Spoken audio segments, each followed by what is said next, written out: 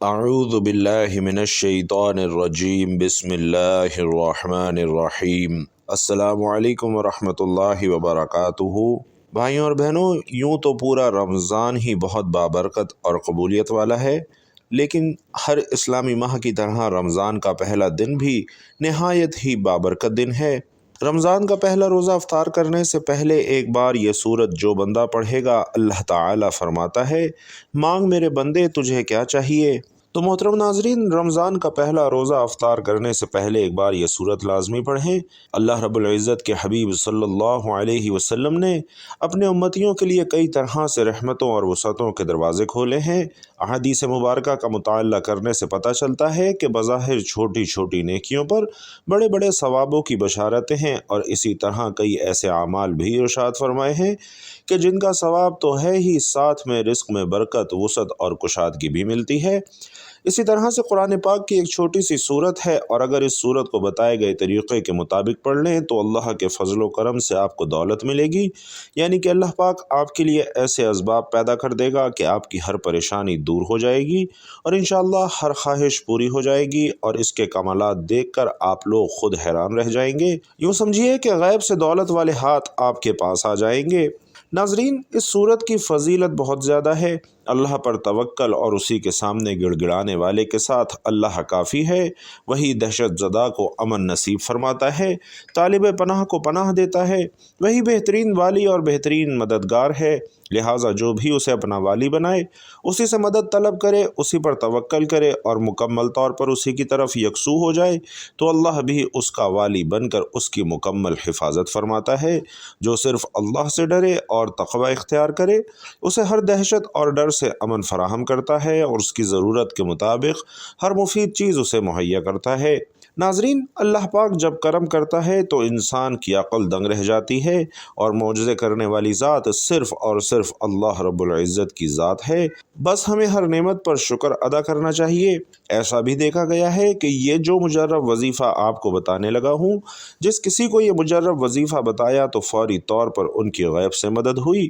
یہ مجرب وظیفہ رزق اور دولت کے لیے جو آج آپ کو ویڈیو میں بتانے جا رہا ہوں، ناظرین یقین مانیے کہ اس وظیفے کو پڑھنے والا کبھی ایسا نہیں ہوا کہ اس کی زندگی میں فوری طور پر مدد نہ آئی ہو، فوری طور پر اسے رزق نہ ملا ہو، اس کی پریشانیاں دور نہ ہوئی ہوں۔ تو بھائیوں اور بہنوں، اللہ کی ذات پر کامل یقین رکھتے ہوئے آپ نے یہ وظیفہ ضرور پڑھنا ہے۔ جب آپ کے سامنے یہ ویڈیو آ جائے تو یہ وظیفہ آپ لوگ لازمی کیجئے گا۔ اپنے مشکل دنوں میں، اپنے پریشانی کے دنوں میں اس وظیفے کو لازمی پڑھیے گا۔ بڑی سے بڑی مرادیں ہوں، بیماریاں ہوں، تکالیف ہوں، دکھ ہوں، پریشانیاں ہوں، بے اولادی ہو، رزق بالکل بند ہو چکا ہو، کاروبار بالکل نہ چل رہا ہو، تو یہ وظیفہ آپ لوگ ایک مرتبہ ضرور کر کے دیکھیے گا۔ انشاءاللہ ہر پریشانی سے آپ کو فوراً چھٹکارا مل جائے گا۔ بھائیوں اور بہنوں، روزہ ایک عجیب عبادت ہے کہ انسان روزہ رکھ کر اپنے ہر کام کو انجام دے سکتا ہے۔ روزہ رکھ کر صنعت و حرفت، تجارت و زیارت، ہر کام بخوبی احسن کر سکتا ہے۔ ماہ رمضان برکتوں والا مہینہ ہے، اور اس ماہ کی عظمت کا اندازہ اس بات سے لگایا جا سکتا ہے کہ قرآن مقدس کا نزول اسی پاک مہینے میں ہوا ہے۔ رمضان کا پہلا عشرہ رحمت، دوسرا عشرہ مغفرت اور تیسرا عشرہ جہنم کی آگ سے نجات کا ہے۔ اور جب رمضان المبارک کا چاند نظر آتا تو پیارے آقا صلی اللہ علیہ وسلم فرماتے کہ یہ چاند خیر و برکت کا چاند ہے، یہ چاند خیر و برکت کا چاند ہے۔ میں اس ذات پر ایمان رکھتا ہوں جس نے تجھے پیدا فرمایا۔ حضرت جبرائیل علیہ السلام نے دعا کی کہ ہلاک ہو جائے وہ شخص جس کو رمضان کا مہینہ ملے اور وہ اپنی بخشش نہ کروا سکے، اور جس پر پیارے آقا صلی اللہ علیہ وسلم نے آمین ارشاد فرمایا۔ ناظرین، حضرت جبرائیل علیہ السلام کی دعا اور اس پر حضرت محمد مصطفیٰ صلی اللہ علیہ وسلم کا آمین کہنا، اس دعا سے ہمیں رمضان کی اہمیت اور افادیت کو اچھی طرح سمجھ لینا چاہیے۔ روزہ وہ عظیم فریضہ ہے کہ جس کو رب ذوالجلال نے اپنی طرف منسوب فرمایا ہے، اور قیامت کے دن رب تعالی اس کا بدلہ اور اجر بغیر کسی واسطے کے بذات خود روزہ دار کو عنایت فرمائیں گے۔ خداوند کریم نے اپنے بندوں کے لیے عبادات کے جتنے بھی طریقے بتائے ہیں ان میں کوئی نہ کوئی حکمت ضرور پوشیدہ ہے۔ نماز خدا کے وصال کا ذریعہ ہے، اس میں بندہ اپنے معبود حقیقی سے گفتگو کرتا ہے۔ بعینہ روزہ بھی خدا تعالی سے لو لگانے کا ایک ذریعہ ہے، اور حدیث پاک میں ہے کہ رمضان شہر اللہ، یعنی رمضان اللہ کا مہینہ ہے، اور اس سے یہ پتہ چلتا ہے کہ اس مبارک مہینے سے رب ذوالجلال کا کس قدر خصوصی تعلق ہے کہ جس کی وجہ سے یہ مبارک مہینہ دوسرے مہینوں سے ممتاز اور افضل ہے۔ حضرت جابر بن عبداللہ رضی اللہ تعالی عنہ روایت کرتے ہیں کہ حضور علیہ الصلاۃ والسلام کا فرمان ہے کہ میری امت کو ماہ رمضان میں 5 چیزیں ایسی عطا کی گئی ہیں جو مجھ سے پہلے کسی نبی کو نہ ملی۔ پہلی یہ کہ جب رمضان کی پہلی رات ہوتی ہے تو اللہ تعالیٰ ان کی طرف رحمت کی نظر فرماتا ہے، اور جس کی طرف اللہ رحمت کی نظر فرمائے اسے کبھی بھی عذاب نہ دے گا۔ دوسری یہ کہ شام کے وقت ان کے منہ کی بدبو جو کہ بھوک کی وجہ سے ہوتی ہے اللہ کے نزدیک مشک کی خوشبو سے بھی بہتر ہے۔ تیسری یہ کہ فرشتے ہر رات اور دن ان کے لیے مغفرت کی دعائیں کرتے رہتے ہیں۔ چوتھی یہ کہ اللہ تعالی جنت کو حکم دیتے ہوئے ارشاد فرماتا ہے کہ میرے نیک بندوں کے لیے مزین ہو جا، ان قریب وہ دنیا کی مشقت سے میرے گھر اور کرم میں راحت پائیں گے۔ اور ناظرین، پانچویں یہ کہ جب ماہ رمضان کی آخری رات آتی ہے تو اللہ تعالیٰ سب کی مغفرت فرما دیتا ہے۔ رمضان کے اس مبارک ماہ کی ان تمام فضیلتوں کو دیکھتے ہوئے مسلمانوں کو اس مہینے میں عبادت کا خاص الخاص اہتمام کرنا چاہیے اور کوئی لمحہ بھی ضائع اور بیکار جانے نہیں دینا چاہیے۔ اس ماہ مبارک میں ایسے انداز میں عبادت کو فرض کے طور پر متعین فرما دیا گیا ہے کہ انسان اس عبادت کے ساتھ ساتھ اپنی تمام ضروریات میں بھی مصروف رہ سکتا ہے اور عین اسی خاص طریقہ عبادت میں بھی مشغول ہو سکتا ہے۔ ایسی خاص طریقے کی عبادت کو روزہ کہا جاتا ہے جسے اس ماہ میں فرض کر دیا گیا ہے، اور روزہ ایک ایسی عجیب عبادت ہے کہ انسان روزہ رکھ کر بھی اپنے ہر کام کو انجام دے سکتا ہے۔ روزہ رکھ کر صنعت و حرفت، تجارت و زیارت ہر کام بخوبی احسن کر سکتا ہے، اور پھر بڑی بات یہ کہ ان کاموں میں مشغول ہونے کے وقت بھی روزے کی عبادت روزہ دار سے بے تکلف خود بخود صادر ہوتی رہتی ہے اور اس کو عبادت میں مشغولی کا ثواب ملتا رہتا ہے۔ ناظرین، روزے کے ساتھ ساتھ نماز کی پابندی بھی ضرور ہونی چاہیے، کیونکہ نبی کریم صلی اللہ علیہ وسلم نے مختلف اوقات میں فرداً پانچوں نمازوں کی فضیلت بیان فرمائی ہے، اور خاص طور پر فجر اور عشاء کی فضیلت کا ذکر کرتے ہوئے پیارے آقا صلی اللہ علیہ وسلم نے فرمایا کہ جس شخص نے ٹھنڈے وقت کی 2 نمازیں ادا کیں تو وہ جنت میں داخل ہوگا۔ اولاً فجر کی نماز کا خصوصیت کے ساتھ تذکرہ اس لیے کیا گیا ہے کہ اس وقت انسان پر نیند کا غلبہ شدید ہوتا ہے، ہوا کے خوشگوار جھونکے اسے تھپکیاں دے دے کر خواب شیری کی آغوش میں لے جاتے ہیں، اور شیطان ہر حربے سے اسے غفلت کی نیند پڑا رہنے پر اکساتا رہتا ہے۔ ایک بندہ خدا میٹھی نیند اور آرام کو ترک کر کے بستر سے نماز کے لیے اٹھ کھڑا ہوتا ہے تو شیطان کی ساری محنت عکارت جاتی ہے، اور دوسرا عشاء کا وقت ہے کہ جب انسان دن بھر کی تھکن سے چور کھانا کھاتے ہی بستر راحت پر دراز ہونا چاہتا ہے، اور شیطان حیل و بہانوں سے اسے عشاء کی نماز پڑھنے سے باز رکھنے کی کوشش کرتا ہے۔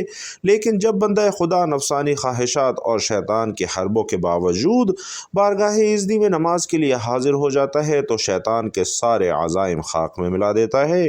بھائیوں اور بہنوں، حضور نبی کریم صلی اللہ علیہ وسلم کا ان 2 اوقات کے عبادت گزار بندوں کو جنت کی بشارت دینا اس حکمت کی بنا پر ہے کہ جو شخص فجر اور عشاء کی نمازوں کی ادائیگی کو اپنا معمول بنا لیتا ہے اس کے لیے باقی 3 نمازوں کو ادا کرنا بالکل گراں نہیں ہوتا۔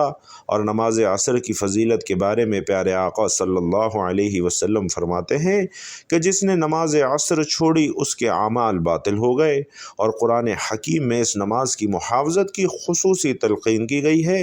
ارشاد ہے کہ سب نمازوں کی محافظت کیا کرو اور بالخصوص درمیانی نماز کی۔ تو ناظرین، حضور نبی کریم صلی اللہ علیہ وسلم نے درج ذیل حدیث مبارکہ میں فجر اور عصر کی نمازوں کو پابندی کے ساتھ ادا کرنے والوں کو نار دوزخ سے رہائی کی بشارت عطا فرمائی ہے۔ جس نے سورج کے طلوع ہونے سے قبل اور اس کے غروب ہونے سے قبل یعنی فجر اور عصر کی نماز ادا کی تو وہ ہرگز آگ میں داخل نہیں ہوگا۔ اسی طرح پنجگانہ نماز کی فضیلت کے متعلق حضور نبی کریم صلی اللہ علیہ وسلم فرماتے ہیں کہ تم گناہ کرتے رہتے ہو اور جب صبح کی نماز پڑھتے ہو تو وہ انہیں دھو دیتی ہے، پھر گناہ کرتے ہو اور جب نماز ظہر پڑھتے ہو تو وہ انہیں دھو دیتی ہے، پھر گناہ کرتے ہو اور نماز عصر پڑھتے ہو تو وہ انہیں دھو دیتی ہے، پھر گناہ کرتے ہو اور جب نماز مغرب پڑھتے ہو تو وہ انہیں دھو دیتی ہے، پھر گناہ کرتے ہو اور نماز عشاء پڑھتے ہو تو وہ انہیں دھو دیتی ہے، پھر تم سو جاتے ہو اور بیدار ہونے تک تمہارا کوئی گناہ نہیں لکھا جاتا۔ ناظرین، کہتے ہیں کہ جب رمضان کے دن قریب آتے تو رحمت الہی کے اشتیاق میں رسول پاک صلی اللہ علیہ وسلم کی تڑپ بڑھ جاتی تھی، اور رمضان سے 2 ماہ پیشتر ہی رجب سے آپ صلی اللہ علیہ وسلم کے یہاں رمضان کا تذکرہ شروع ہو جاتا، جیسا کہ ایک روایت کے مطابق حضور اکرم صلی اللہ علیہ وسلم رجب کے مہینے میں یہ دعا مانگا کرتے تھے کہ اے اللہ، ہمیں رجب اور شعبان میں برکت نازل عطا فرما اور ہمیں رمضان نصیب فرما۔ اور جب رسول پاک صلی اللہ علیہ وسلم شعبان کے مہینے میں داخل ہوتے تو یہ شوق مزید بڑھ جاتا اور آپ شب و روز گویا رمضان جیسا رنگ اختیار کر لیتے۔ آپ صلی اللہ علیہ وسلم کی تڑپ کا اندازہ اس حدیث سے ہے کہ جس میں حضور علیہ السلام رمضان کے انتظار میں شعبان کے دن گن گن کر گزارنے کی تاکید فرمائی۔ حضرت عبداللہ بن عمر بن العاص رضی اللہ تعالی عنہ سے مروی ہے کہ پیارے آقا صلی اللہ علیہ وسلم نے فرمایا کہ افطار کے وقت روزہ دار کی دعا کو رد نہیں کیا جاتا۔ حدیث شریف میں ہے کہ روزہ دار کی دعا افطاری کے وقت رد نہیں کی جاتی۔ تو بھائیوں اور بہنوں، افطاری کے وقت جو یہ سورت پڑھے گا، اللہ تعالیٰ فرمائیں گے، مانگ میرے بندے تجھے کیا چاہیے۔ اور ناظرین، یہ قرآن پاک کی وہ افضل صورت ہے کہ جب کوئی بندہ پڑھتا ہے تو اللہ تعالیٰ اس کی ایک ایک آیت کے بدلے میں جواب دیتے ہیں۔ اس صورت کا پہلا حق اللہ تعالیٰ کی حمد و ثنا کا ہے اور دوسرا حصہ بندے کی دعا اور درخواست کا ہے، اور اس کے ساتھ یہ بھی ارشاد ہوا کہ میرے بندے کو وہ چیز ملے گی جو اس نے مانگی ہے۔ پھر جب بندہ یہ صورت مکمل کرتا ہے، پھر اللہ کہتا ہے کہ سب میرے بندے کے لیے ہے اور اسے وہ چیز ملے گی جو اس نے مانگی ہے۔ تو ناظرین، وظیفہ شروع کرنے سے پہلے ایک مرتبہ درود پاک پڑھ لیجئے۔ درود ابراہیمی پڑھ لیں یا کوئی اور پیارا اور مختصر سا درود پڑھ لیں، لیکن کوئی بھی دعا یا وظیفہ شروع کرنے سے پہلے درود پاک لازمی پڑھا کریں، کیونکہ درود پاک کی بہت ہی زیادہ فضیلت اور برکات ہیں۔ حضور نبی کریم صلی اللہ علیہ وسلم پر درود و سلام بھیجنا ایک مقبول ترین عمل ہے اور یہ سنت الہیہ ہے۔ اس نسبت سے یہ جہاں شان مصطفی صلی اللہ علیہ وسلم کے بے مثل ہونے کی دلیل ہے، وہاں اس عمل خاص کی فضیلت بھی حسین پیرائے میں اجاگر ہو جاتی ہے کہ یہ وہ مقدس عمل ہے جو ہمیشہ کے لیے لازوال، لافانی اور تغیر کے اثرات سے محفوظ ہے، کیونکہ نہ خدا کی ذات کے لیے فنا ہے، نہ آپ صلی اللہ علیہ وسلم پر درود و سلام کی انتہا۔ اللہ تعالیٰ نہ صرف خود اپنے حبیب صلی اللہ علیہ وسلم پر درود و سلام بھیجتا ہے، بلکہ اس نے فرشتوں اور اہل ایمان کو بھی پابند فرما دیا ہے کہ سب میرے محبوب پر درود و سلام بھیجیں، اور اسی لیے قرآن حکیم میں ارشاد باری تعالیٰ ہے کہ بے شک اللہ اور اس کے فرشتے نبی مکرم صلی اللہ علیہ وسلم پر درود بھیجتے رہتے ہیں۔ اے ایمان والو، تم بھی ان پر درود بھیجا کرو اور خوب سلام بھیجا کرو۔